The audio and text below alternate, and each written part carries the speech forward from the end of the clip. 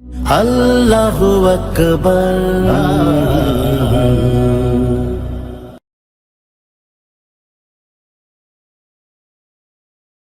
আউযু বিল্লাহি মিনাশ শাইতানির রাজিম।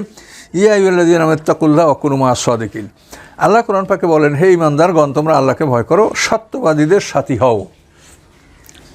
এখন এই আয়াত পড়েই এক শ্রেণীর উলামায়ে কেরাম বলেন যে আল্লাহ সত্যবাদীদের সাথী হতে বলছে, অর্থাৎ তোমরা পীর ধরো, আল্লাহ পীরদেরকে ধরতে বলছেন।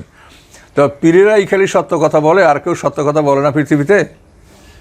হ্যাঁ, অকুনু মা'আস সাদিকিন যদি আপনি বলেন সত্যবাদীদের সাথী হও, তাহলে তো এখন নাউজুবিল্লাহ এমন কথা বলতে হয়, তাহলে তো ইহুদি খ্রিস্টানদের অনুকরণ করতে হয়, যেহেতু তারা সবচেয়ে সত্য কথা বেশি বলে। বলেন, পৃথিবীতে আপনি তুলনা করেন, তাহলে দেখবেন সারা পৃথিবীর মানুষকে আপনি এখন তুলনা করেন, দেখবেন যে ইহুদি খ্রিস্টানরা অন্য অন্য সকল জাতির চাইতে এরা সত্য কথা বেশি বলে।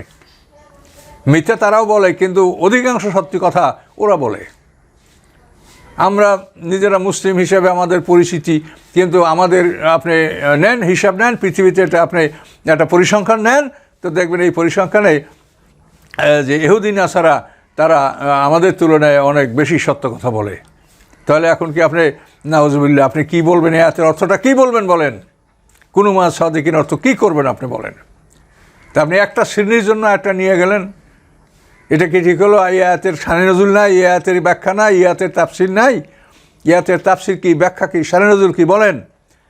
এই আয়াতের ব্যাখ্যা শানে নজুল হচ্ছে যে তাবুক যুদ্ধে মুনাফেকরা যায় নাই, আল্লাহ রসুলের কাছে মিথ্যা অভিযোগ করেছে, আমার এই ওজর ছিল, এই ওজর ছিল, যাইতে পারি নাই।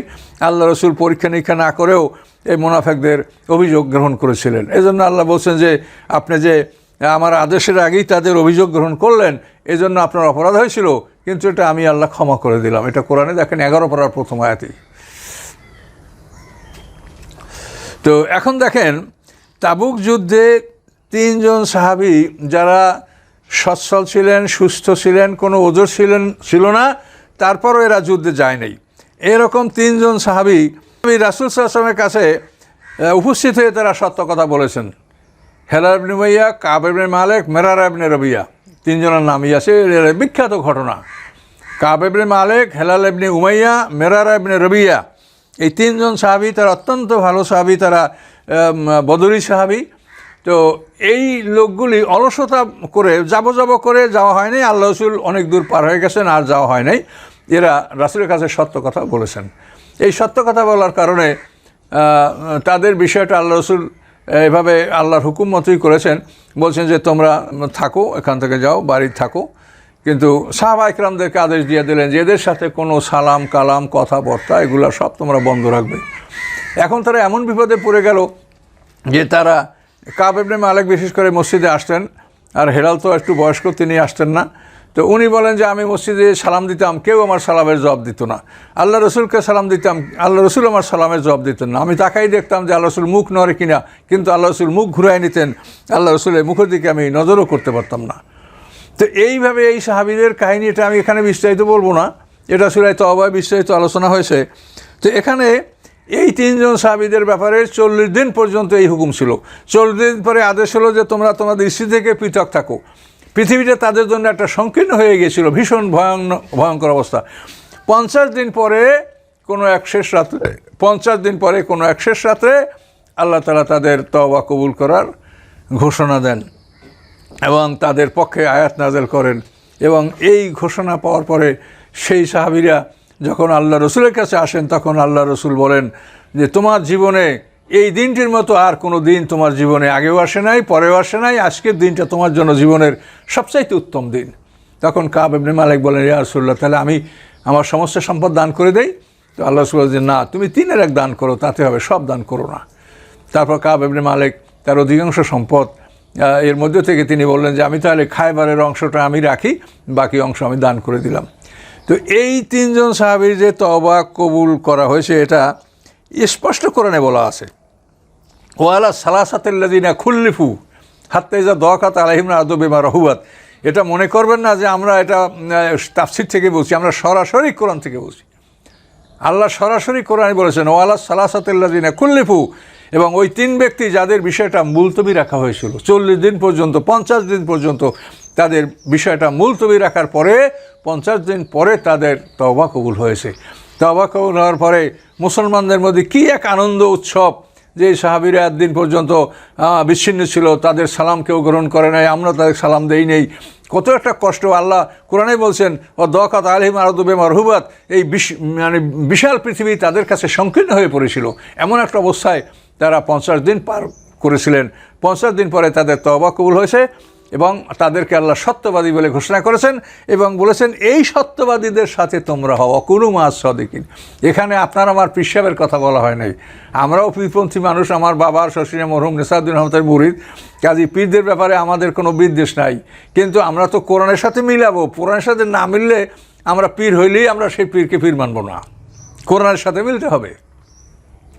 তো এই জন্য এখানে দেখেন যে এই 3 জন সাহাবীর ঘটনা কোরআনে স্পষ্টভাবে উল্লেখ করা আছে।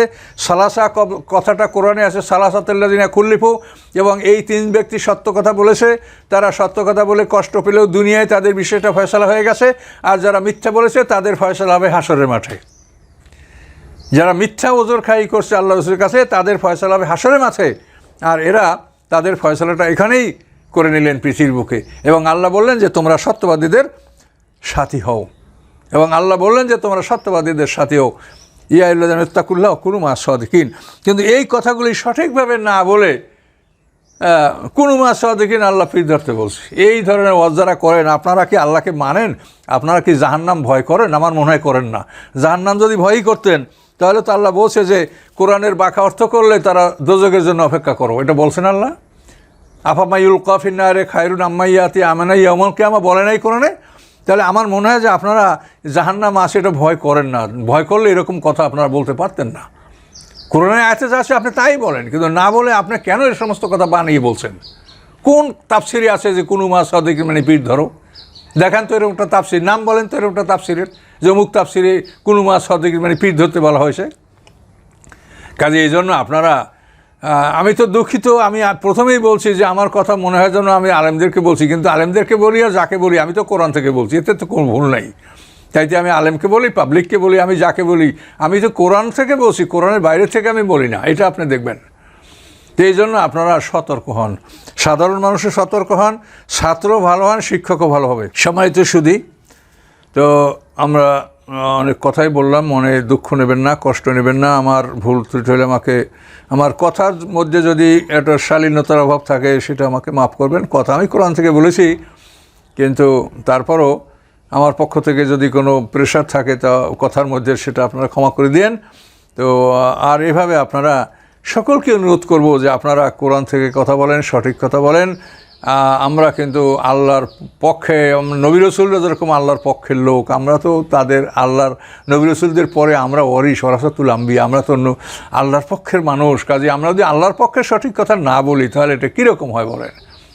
এই জন্য তো আলেমদেরকে আল্লাহ ভাগ করছেন যে আলেমরা বড় দলটা জালেম, এটা তো কোরআনে আল্লাহ বলেছে। আবার আলেমদের সম্মানও আল্লাহ ওমা ইয়াকিলুহা ইল্লাল আলেমুন, আলেমরা ছাড়া এটা কেউ বোঝে না। ইন্নামা ইয়াখশাল্লাহ মিন ইবাদিল উলামা, আল্লাহকে ভয় করে আলেমরা, এই কথাও তো কোরআনে বলছে। আলেমদের পক্ষেও কোরআনে কথা আছে, আলেমদের বিপক্ষেও কোরআনে কথা আছে। কাজে বিপক্ষে যেগুলি আছে সেগুলি যেন আমরা না করি এবং সেই দলে যেন আমরা না প্রবেশ করি, অন্তর্ভুক্ত না হই। এটা আপনাদের কাছে অনুরোধ রেখেই আজকের কথা এখানে শেষ করছি। আসসালামু আলাইকুম রহমতুল্লাহি ওয়া বারাকাতুহু।